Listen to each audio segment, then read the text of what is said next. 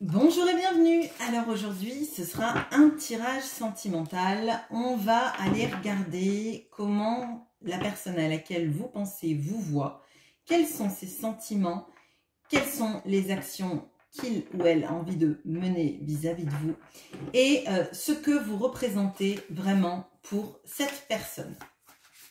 Je vais utiliser le Light Seers Tarot, je vais utiliser l'oracle d'Isawat et je vais aussi utiliser quelques cartes de l'oracle de la voix du cœur pour éclairer tout ça.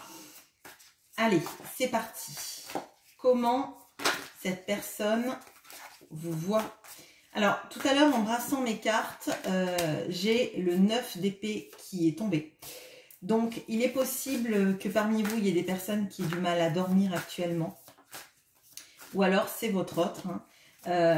Mais il y a des pensées potentiellement obsessionnelles, des envies de comprendre.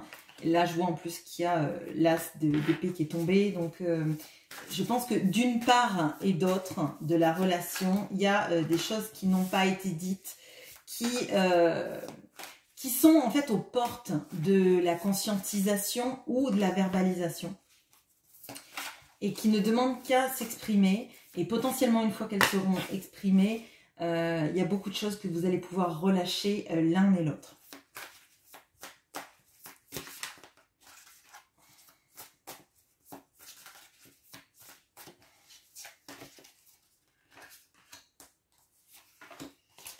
Et qu'est-ce que vous représentez pour cette personne ?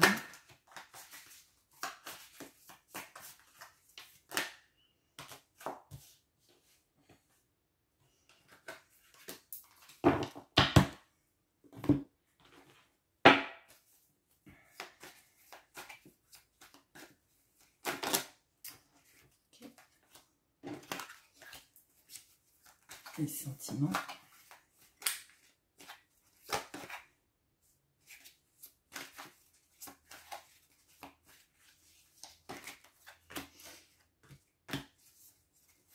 Bon, il y a effectivement des cartes qui sautent, il y a beaucoup de choses qui mériteraient d'être dites et qui restent non dévoilées. Et pourtant, vraiment, je vous dis, il y a une histoire de... On est à la frontière de tout ça. Alors, potentiellement, peut-être que vous ressentez qu'il y a toutes ces verbalisations en attente ou ces conscientisations qui sont en train de se faire de la part de votre autre. Peut-être de vous aussi, peut-être qu'il y a aussi une nouvelle façon de voir les choses, la relation, les comportements de l'autre et aussi les vôtres. Hein. Alors, comment cet autre vous voit ?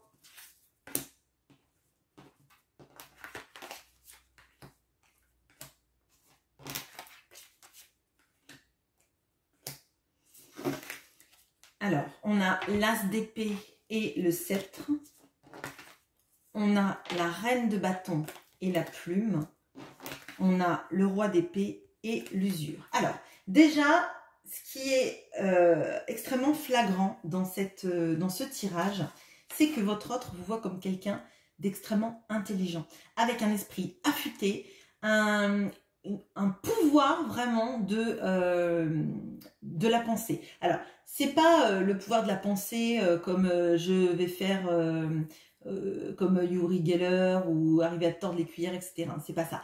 C'est que vous avez une capacité d'analyse extrêmement fine, que vous êtes capable de décortiquer, comprendre, analyser chaque mot et pourquoi ce mot est utilisé et pas un autre. Hein. Et c'est votre super pouvoir, quoi. Vous avez un vrai pouvoir de la psyché, en fait. Vous maîtrisez peut-être la dialectique, vous maîtrisez l'art de manier les mots bien plus que votre autre. Alors, peut-être que votre autre est quelqu'un qui sait bien s'exprimer, mais vous savez décrypter. Et ça, c'est extrêmement important. Et j'ai l'impression que c'est même, vous décryptez tellement que c'en est même fatigant.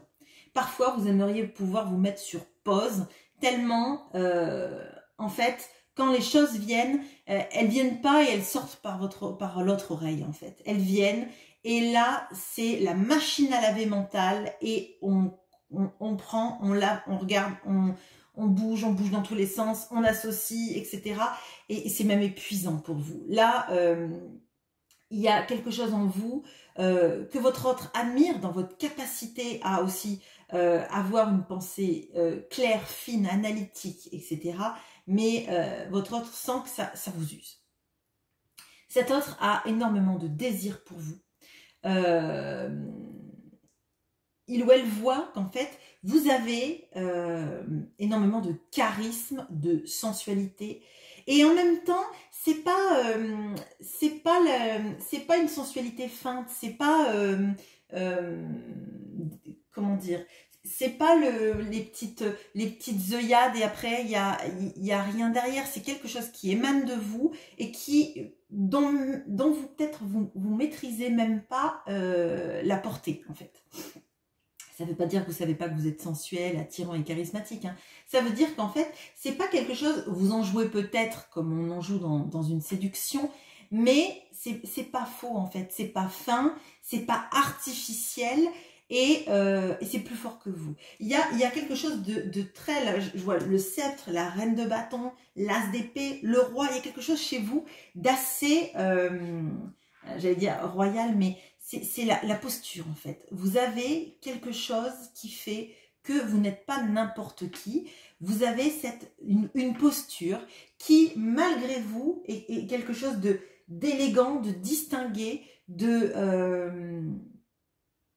mais en fait, c'est comme l'aura qui est autour de vous en fait. Vous, potentiellement, vous le palpez, mais votre autre en face le ressent et je pense que c'est pas la seule personne qui le ressent. Je pense que tous les gens qui vous voient et qui sont sensibles en fait à ce genre d'énergie le ressentent en fait. Et pour autant, vous pouvez être quand même quelqu'un aussi de très léger. Vous, peut-être d'ailleurs parce que votre mental est tellement fort qu'à des moments, vous avez besoin de décompresser. Donc, il ne serait pas étonnant que vous soyez quelqu'un qui ayez beaucoup d'humour, qui soyez capable, en plus avec votre capacité à manier les mots, ça ne m'étonnerait même pas. Mais il y a quelque chose d'extrêmement, et c'est quelque chose qui est extrêmement séduisant pour votre autre. Les sentiments maintenant.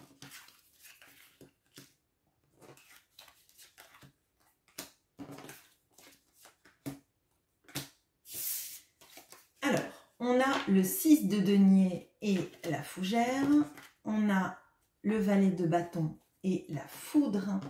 On a le cavalier de coupe et le chat. Alors, bon, des sentiments, il y en a. Du désir, il y en a.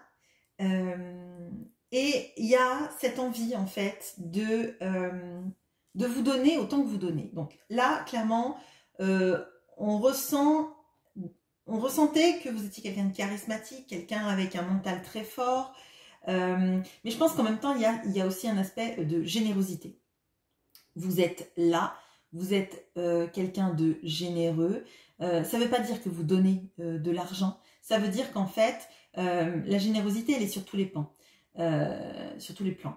Vous êtes là quand les gens ont besoin. Vous ne laissez pas les gens dans le besoin. Il y a peut-être aussi des personnes qui sont dans du bénévolat, dans du caritatif ou des envies en tout cas de tout ça.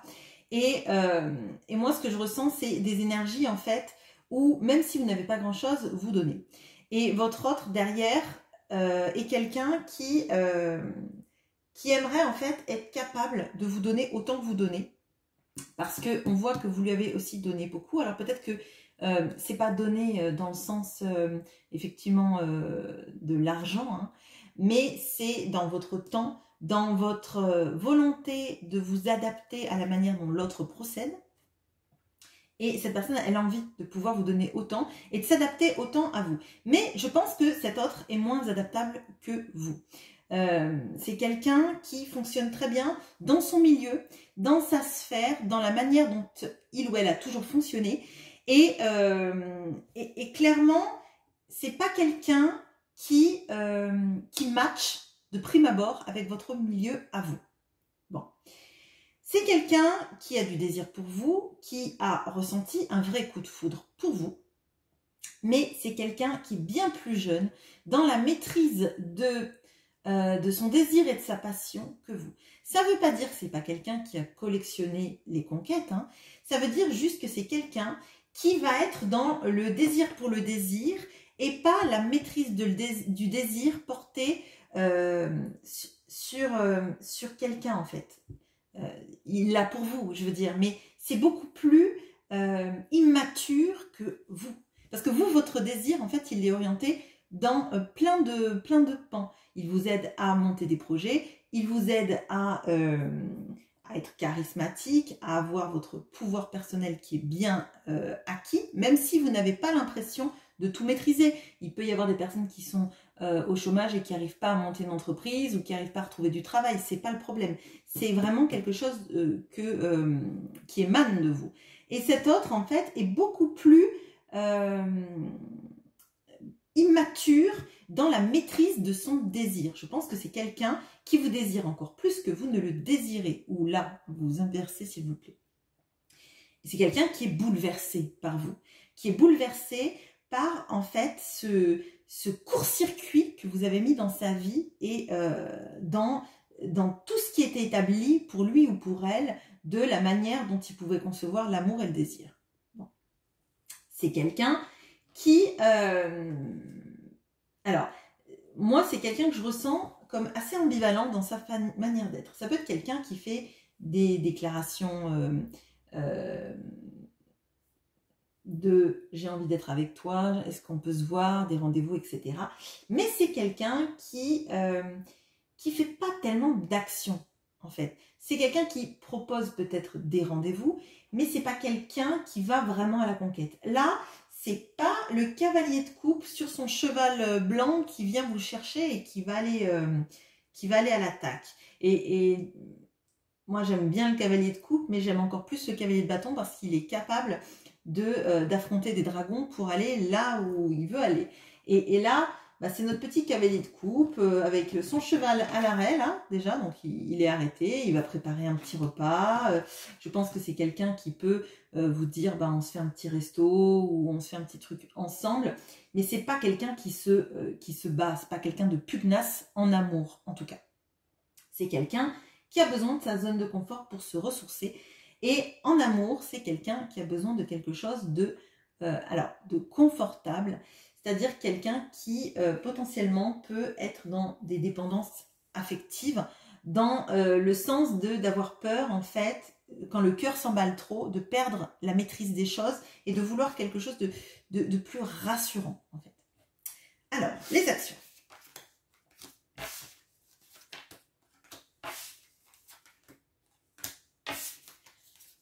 Alors, on a le 8 de coupe et l'éclipse. On a le 10 de denier et l'escargot. Et on a le 7 de bâton et la bénédiction. Bon, alors, c'est quelqu'un potentiellement qui doit quitter une situation ou en tout cas une façon de procéder vis-à-vis de ses sentiments. C'est quelqu'un qui, jusqu'à présent, n'a jamais eu quelque chose d'extrêmement épanouissant émotionnellement. Alors, c'est peut-être quelqu'un qui s'est mis dans des relations justement confortables et satisfaisantes en croyant que c'était quelque chose qui lui ferait du bien. Mais c'est pas le cas, en fait.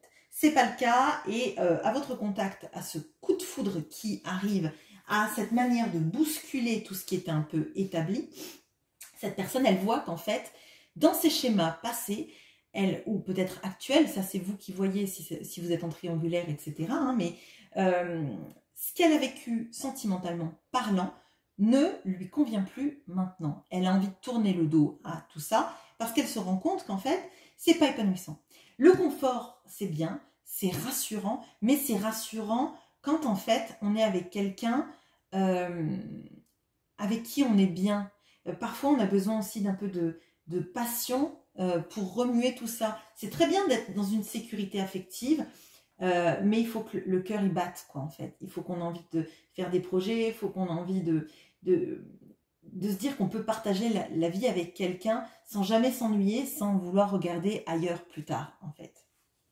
Et là, cette personne, elle se rend compte qu'en fait, elle s'est mise dans le passé ou actuellement dans des situations qui ne lui conviennent plus émotionnellement, qui ne la satisfont plus et dont elle a envie de se détourner.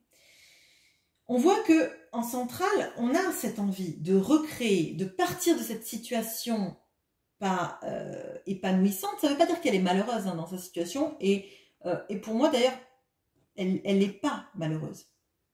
Elle est dans la situation où on n'est pas épanoui, on y reste parce que potentiellement, on a toujours connu que ça et c'est moins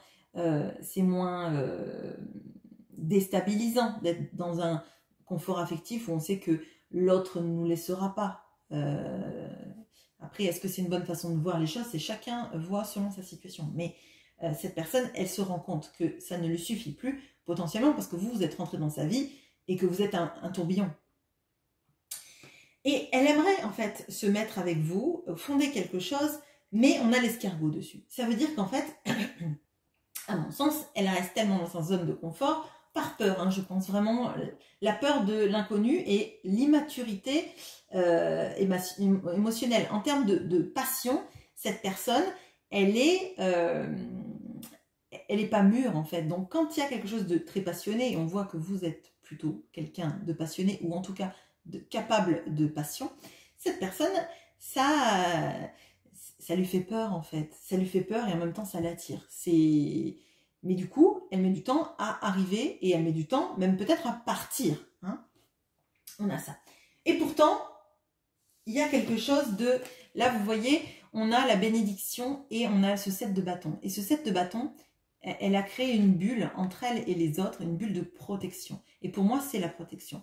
Donc pour moi, en fait, être avec vous, ce serait peut-être ce qui pourrait, ce serait même certainement, ce qui pourrait lui arriver de mieux. Et elle le sent, elle le ressent. Par contre, avec ce 7 de bâton, on a la notion de devoir affronter tout un entourage pour venir vers vous, de se heurter à un entourage qui ne va pas être d'accord, un entourage qui va lui mettre des bâtons dans les roues, qui va le dissuader ou la dissuader, et peut-être même qu'elle a une situation à quitter, donc ça risque d'être compliqué et elle risque d'être trop bon. Et pourtant, on lui dit, là, dans les actions, que c'est ce qu'il y a de mieux à faire, parce que la relation, si vous vous mettez ensemble, elle sera protégée. Pour lui ou elle, en tout cas, il y a une bénédiction sur cette prise de position. Donc en fait, on voit qu'elle tarde parce qu'elle a peur, mais le mieux est à venir, même s'il y a des choses à affronter et que c'est compliqué. Mais une fois de plus, on a cette notion de la passion, en fait. On protège sa passion des autres qui ne la comprendraient pas parce que potentiellement, cette personne a toujours été dans des schémas confortables. Ça ne veut pas dire qu'elle n'a pas divorcé X fois, ça ne veut pas dire qu'elle ne s'est pas séparée plein de fois, mais il n'y a pas cette notion de... le cœur n'est pas allé jusqu'au bout auparavant. Et là, il y a cette notion du cœur et de la passion mélangée qui fait en fait un mélange incroyable pour cette personne. C'est un cocktail détonnant en fait. Hein. Alors, qu'est-ce que vous représentez pour cette personne? Alors, on a